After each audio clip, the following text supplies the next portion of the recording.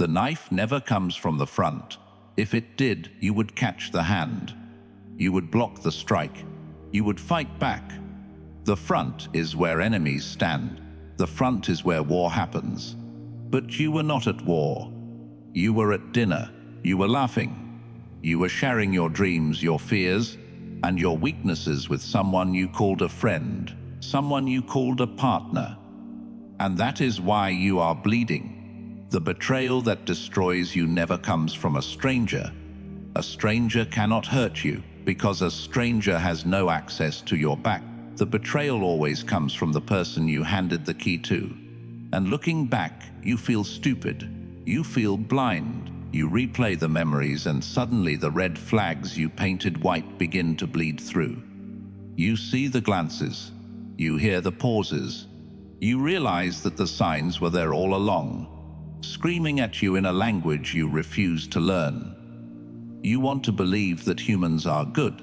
You want to believe that loyalty is the default setting of the soul. Machiavelli would laugh at you. 500 years ago in the brutal courts of Florence, Niccolò Machiavelli wrote the code that governs human nature. He did not write about how things should be. He wrote about how things are, and his verdict was cold. Men are ungrateful, fickle, false, cowardly, covetous. If you operate on the assumption that people are loyal until proven otherwise, you are walking through a minefield with your eyes closed. You are begging to be destroyed. But if you learn to see, if you learn to decode the subtle dark mechanics of the human shadow, you become something else. You stop being a victim of betrayal and become a master of human dynamics. You can spot the traitor before they draw the blade. There are 3 specific behaviors, 3 tells that reveal a person who is incapable of loyalty. These are not obvious. They are not the person who lies to your face. They are the person who smiles too much, the person who agrees too quickly, the person who uses honesty as a mask for deceit. We are going to dissect them. We are going to rip the mask off. By the end of this video, you will look at your circle and you will see the cracks in the foundation, and you will finally have the permission to do what you have been too afraid to do: cut the rope. Before we identify the 3 types of traitors, you must understand why you keep letting them in. There is a flaw in your operating system. It is called the projection of virtue. You are a decent person. You value your word. If you say you will help, you help. Because you operate this way, you project this value system onto others. You assume that because you would not betray them, they will not betray you. This is a fatal error in strategy. Machiavelli warns, a man who wishes to make a profession of goodness in everything must necessarily come to grief among so many who are not good. You are projecting your own reflection onto a wolf. The wolf does not care about your reflection. The wolf cares about hunger. Most people view trust as a feeling. I feel like I can trust him. Wrong. Trust is not a feeling. Trust is a calculation. The moment you rely on vibes or chemistry, you are prey. The greatest con artists in history, from Casanova to Bernie Madoffs, were masters of vibes. They made you feel special. They made you feel understood. They used your desire for connection as the Trojan horse to enter your walls. You must stop trusting your feelings and start trusting patterns. Patterns do not lie. Words lie. Emotions lie. But behavior is the only truth. We are going to look at 3 specific behavioral patterns that signal a dormant enemy. These are the people who are currently in your life, masquerading as allies. Traitor sign number 1, the weaponized vulnerability, the premature confessor. This is the most counterintuitive sign, and that is why it catches the smartest men off guard. We are taught that vulnerability is a sign of closeness. We are taught that if someone shares their pain, their secrets or their trauma with us, it means they trust us. So, you meet someone, a new friend, a new colleague, a potential romantic partner, and within the first few hours or perhaps the first week, they dump something heavy on you. They tell you about their abusive childhood, They tell you about their crazy ex who ruined their credit. They tell you a deep, dark secret that they've never told anyone else. Your ego swells. You think, whoa, they must really see something special in me. We have a deep connection. You are not special. You are a target. This is not intimacy. This is premature confession, and in the world of dark psychology, this is a transaction. Machiavelli understood that men are driven by two principal impulses, either by love or by fear. But there is a third driver: debt. When someone gives you a secret, they create an immediate subconscious debt. They have given you a piece of themselves. Now, the social contract of reciprocity demands that you give them a piece of yourself in return. So, what do? You lower your shield. You tell them your secrets. You tell them about your insecurities. You tell them about the friction in your marriage or the money you're hiding from the taxman. You think you are bonding. In reality, you are handing them ammunition. The premature confessor is often a person with no boundaries. A person with no boundaries has no loyalty. If they are willing to betray their own privacy to a stranger, they will betray your privacy to the next stranger they meet. Think about it. Why would they trust you so quickly? They don't know your character. They don't know if you are a good man. They do it because it is a manipulation tactic. It is a way to speedrun trust.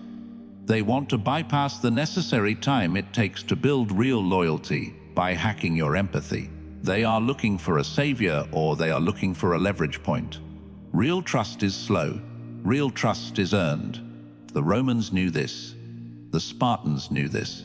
You did not enter the inner circle by sharing a sad story.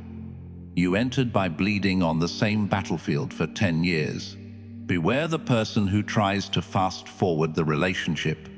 If someone tells you their darkest trauma on the first date, run. They are not looking for a partner. They are looking for a hostage. They are looking for someone to carry their baggage. And the moment you try to set a boundary, the moment you try to pull back, they will weaponize that vulnerability. They will say, I opened up to you.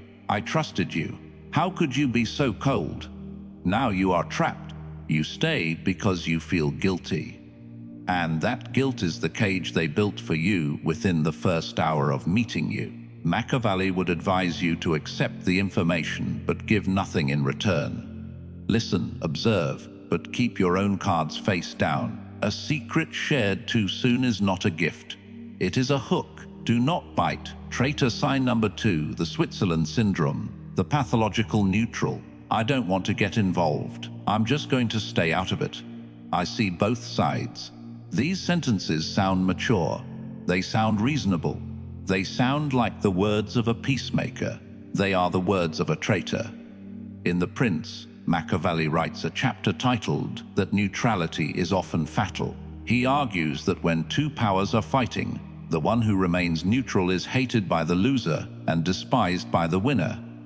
Why? Because neutrality is not a moral stance.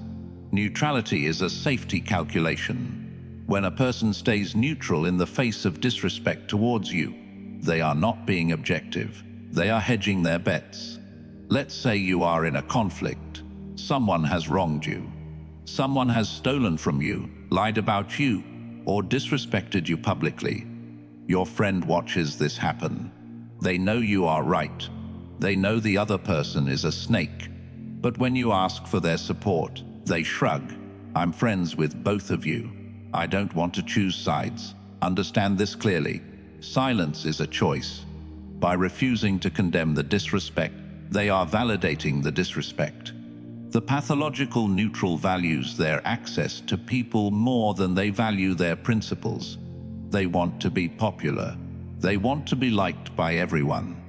They want to keep all doors open. A person who wants to be liked by everyone stands for nothing. If they will not defend you when you are right, they will not defend you when you are vulnerable.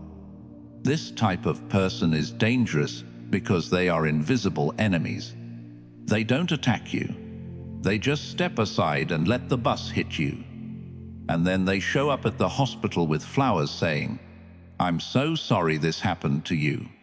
They are the first to congratulate you when you win and the first to disappear when you lose. Machiavelli respected an open enemy more than a neutral friend. An enemy you can fight. An enemy declares his position. You know where he stands. The neutral friend stands on shifting sand. You build your house on them. And when the storm comes, the foundation liquefies. Look at your circle. Who are the people who always play devil's advocate when someone hurts you? Who are the people who say, "Well, maybe he didn't mean it like that," when he clearly meant it exactly like that? They are not trying to give you perspective. They are trying to avoid the discomfort of loyalty. Loyalty is uncomfortable. Loyalty costs something. Loyalty means making enemies. If your friend is afraid to make enemies, they are not your friend. They are just a fan, and fans are fickle. Dante Alighieri, a fellow Florentine of Machiavelli, reserved the hottest places in hell, not for the violent, but for those who, in times of moral crisis, preserve their neutrality. Why? Because the violent man at least has conviction. The neutral man has only self-preservation. Do not trust the person who is friends with your enemies. It is a mathematical impossibility. If they are drinking with the person who is trying to poison you, they are handing them the cup. Cut them loose.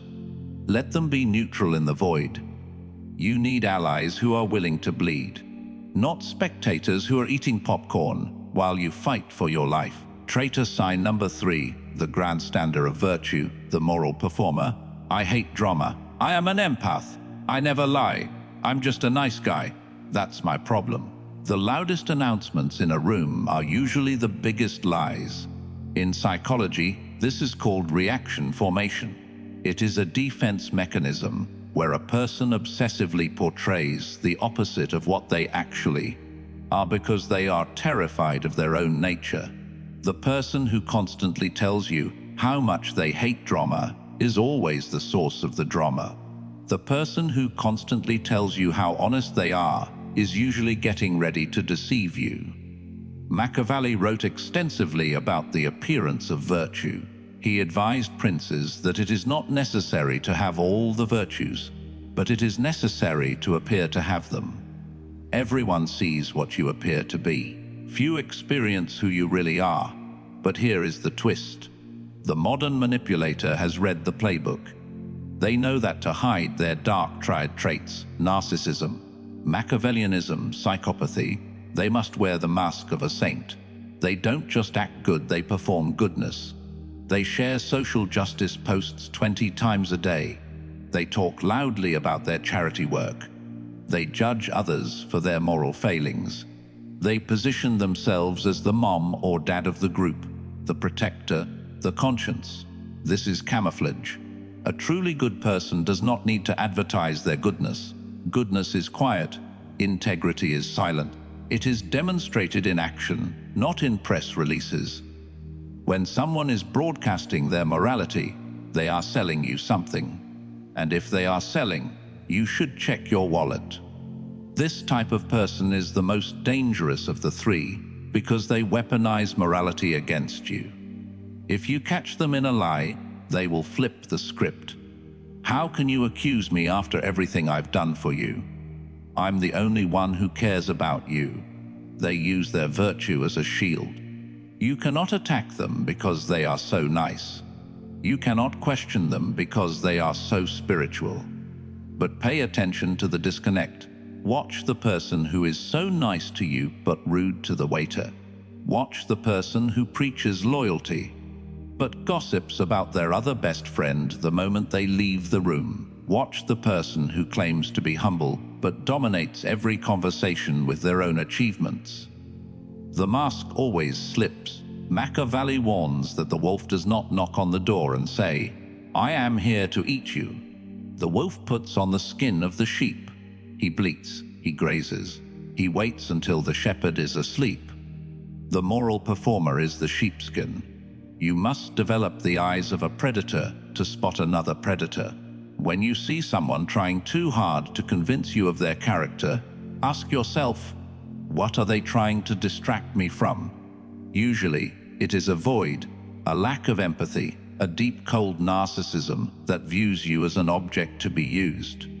They want you to trust their words, so you stop looking at their hands, and their hands are stealing from you. We have identified the three archetypes: the premature confessor, the pathological neutral, and the moral performer. You are listening to this, and faces are popping into your head. You feel a tightness in your chest. That is your intuition, finally waking up from the sedative you fed it. But the question remains, why didn't you see it before? Why do we keep trusting these people until they destroy us? It is because of a psychological glitch called normally bias. We assume that things will continue as they are. We assume that because someone hasn't stabbed us yet, they won't stab us ever. We are addicted to the status quo. To acknowledge that your best friend is a pathological neutral means you have to have a confrontation. It means you have to be lonely for a while. It means you have to admit you were wrong. The human ego hates admitting it was wrong more than it hates being betrayed. So you make excuses for them. He's just going through a hard time. Premature confessor. She just doesn't like conflict. Pathological neutral. He just really cares about doing the right thing. Moral performer. You gaslight yourself. Stop it. Machiavelli did not write The Prince for people who wanted to be comfortable. He wrote it for people who wanted to survive. Survival requires the death of your illusions. You have to be willing to look at the people you love and see them not for who you want them to be, but for who they are. This is the cold read. In the next section, we are going to go deeper. We are going to discuss how to test these people, because suspicion is not enough. You need proof. Machiavelli believed in testing the structural integrity of a fortress before a siege. You must test the structural integrity of your relationships. I am going to give you the specific psychological pressure points, the tests of loyalty that will force these masks to fall off. When you apply pressure, things break. And it is better that they break now while the stakes are low than later when you have everything to lose. Prepare yourself. We are moving from observation to action. You have your suspicion. You see the signs. The premature confessor is draining your energy. The pathological neutral is hesitating. The moral performer is preaching too loud. But you are not a tyrant. You do not execute without trial. You need certainty. Machiavelli was a scientist of power. He did not believe in guessing. He believed in empirical evidence. He wrote, "One must never allow disorder to continue so as to escape a war." Meaning, do not ignore the red flag to keep the peace. Provoke the conflict to find the truth. You must administer a stress test. Engineers do not assume a bridge is strong. They drive heavy trucks over it to see if it cracks. You must drive a truck over your relationships. Here are the 3 methods to shatter the mask. Test 1. The no test for the premature confessor. The premature confessor uses vulnerability to create obligation. They want you to feel responsible for them. They want to merge with you. To test them, you must erect a wall. The next time they dump a crisis on you or ask for a favor or demand your time, say no. Do not apologize. Do not offer a long explanation. Just say, "I can't do that right now," or "I don't have the capacity to discuss this." Watch the reaction. A healthy person will respect the boundary. They will say, "Okay, I understand," and they will move on. The manipulator will panic. Their mask will crack. They will try to make you feel guilty. "I thought you were my friend. I have no one else to talk to. You're abandoning me." Or they will get angry. They will turn cold. They will withdraw to punish you. This reaction tells you everything. It proves that their vulnerability was not a request for connection. It was a demand for submission. When you refused to submit, the predator revealed its teeth. If a no destroys the relationship, it wasn't a relationship. It was a parasitic attachment. Test 2. The public defense. Test for the pathological neutral. The neutral wants to play both sides. They want to exist in the shadows where it is safe. Drag them into the light. Create a situation where they are forced to take a public stance. It doesn't have to be a war. It can be an opinion, a decision, a preference. We need to make a decision on this project. I think we should go left. John thinks we should go right. Where do you stand? Do not let them say both have good points. Look them in the eye. Hold the silence. I need to know which path you support. Watch them squirm. Watch them sweat. The neutral is terrified of accountability. They will try to deflect. They will try to make a joke. They will try to delay. If they cannot support you in a small decision, they will never support you in a crisis or raise the stakes. Share a controversial opinion that you know is true but unpopular. See if they back you up, or if they look around the room to see what the group thinks first. If they check the room before they check their conscience, they are not your ally. They belong to the herd, and the herd will trample you the moment you trip. Test 3. The withdrawal of praise. Test for the moral performer. The moral performer runs on fuel. That fuel is validation. They need to be told they are good, kind, and special. Cut the fuel line. Stop praising them. Stop reacting to their virtue signaling. When they tell you about their charity work, simply nod and say, "Cool." When they post their self-righteous rants, do not like it. Treat them as if their goodness is normal, expected, boring. Even narcissists hate being bored. They hate being ordinary. If you stop feeding their ego, they will escalate. They will do something more dramatic to get your attention, or they will start to devalue you. They will make subtle digs. You don't seem to care about these issues. You've become very distant. They will try to provoke a reaction because negative attention is better than no attention. By starving their vanity, you force the monster to come out of the cave. You will see the rage behind the smile. You will see how quickly their unconditional love turns into conditional hate. Now you know, you have seen the signs. You have run the tests. The results are in.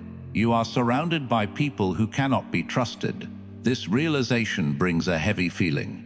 It brings grief. You might feel the urge to burn everything down, to scream at them, to expose them. Stop. Machiavelli warns against useless anger. He who desires to be obeyed must know how to command. And the first person you must command is yourself. Do not create a scene. Do not announce your departure. The amateur announces they are leaving. The master just disappears. If you confront a manipulator, you give them one last chance to manipulate you. They will cry. They will gaslight. They will spin the story to make you look like the crazy one. Do not give them the microphone. Use the fade. Slowly withdraw your energy. Become boring. Become busy. Become unavailable. The premature confessor will find a new ear to bleed into. The pathological neutral will find a new strong person to hide behind. The moral performer will find a new audience to clap for them. Let them. Your goal is not to fix them. Your goal is to secure your perimeter. You are building a kingdom of the mind, of finance, of spirit. You cannot have spies inside the walls.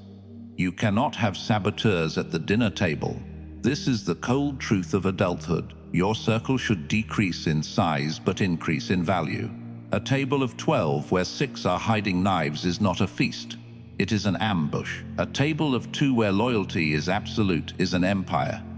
So do you trust no one? Do you become a paranoid recluse watching shadows alone in the dark? No, that is weakness. That is fear masquerading as wisdom. Machiavelli did not say trust no one. He said trust yourself to see reality. The ultimate goal of this dark knowledge is not isolation. It is precision. When you learn to spot the fakes, you can finally appreciate the real, and they exist. There are men and women who possess the old virtues. They speak little but do much. They pick a side and stay there even when it rains. They do not advertise their honor. They simply live it. When you find these people, you treat them like gold. You protect them. you return their loyalty tenfold. But you can only find them if you clear the weeds. You have been wasting your water on dead plants. You have been giving your best energy to the confessors, the neutrals and the performers. You have been trying to turn stones into bread. Stop. Reclaim your energy. Pull it back into your core. When you stop needing to be liked, you can start being respected. When you stop fearing betrayal, you can start building alliances. The world is a dangerous place. It is full of traps. But the most dangerous trap is your own blindness. Open your eyes. Look at the people around you. Who is holding the knife? Who is hiding in the middle? Who is wearing the mask? See them, acknowledge them, and then silently, ruthlessly remove them, because you have work to do. And you cannot climb the mountain if you are carrying dead weight. There is one final person you must check, the hardest person to see. Look in the mirror. Are you the premature confessor using your pain to trap others?